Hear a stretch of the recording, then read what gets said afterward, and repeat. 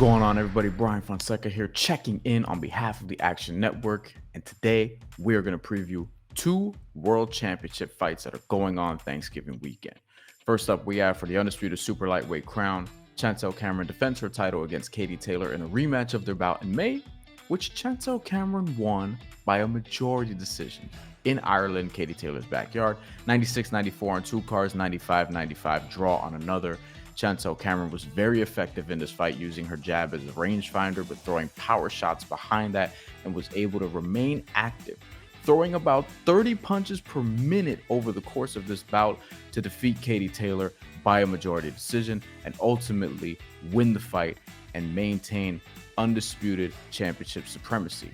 In this fight, she enters as the favorite despite entering last fight as the underdog because of the result, and I think that she's going to prove she is just better at 140 pounds once again against Katie Taylor, overwhelming her speed and quickness with her power, with her range, with her height advantages. And I think that Chantelle Cameron once again boxes her way to a decision victory at -120. This is the best I could find at the time of the recording, and not a bad price considering it was the outcome we got before, and seems like something that could hold up and happen again this time around with respect to Katie Taylor. I think Chantelle Cameron gets it done once again.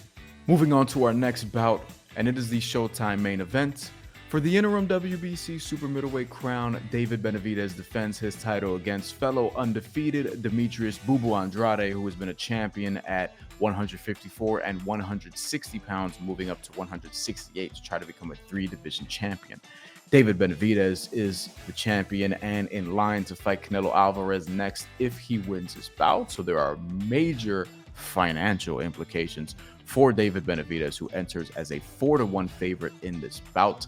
Demetrius Andrade has been listed as +290, +300 an underdog, depending on where you look, and I think this is a little bit closer to a 50-50 fight. Demetrius Andrade is older, he's about 35 years old. David Benavidez is 26, going on 27, and coming into his own. He seems to be putting it all together. He's bigger, he's stronger, he is a pressure fighter. Demetrius Andrade is more of a boxer, probably going to be technically sound in this bout, more of a counter puncher, and may opt to engage a lot less than his opponent. That being said, I typically favor that style in terms of boxer versus puncher. I tend to lean in the boxer's direction, but there's a big age gap here. And when the bout is about 50-50, and I tend to believe this one is, kind of like the guy who is significantly younger, especially if they're in their natural weight class. So I think that Demetrius Andrade can win this fight, and if he does, he'll do it on points at +500, but I'm favoring David Benavidez to actually win this bout by decision at +140.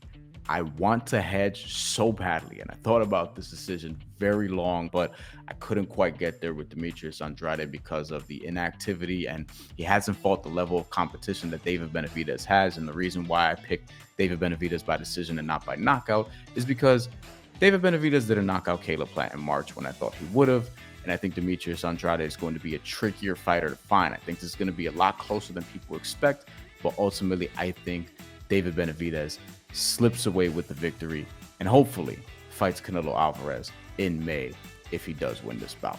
That's all we have for today. Make sure you bet on the fight responsibly and track your picks on the Action Network app.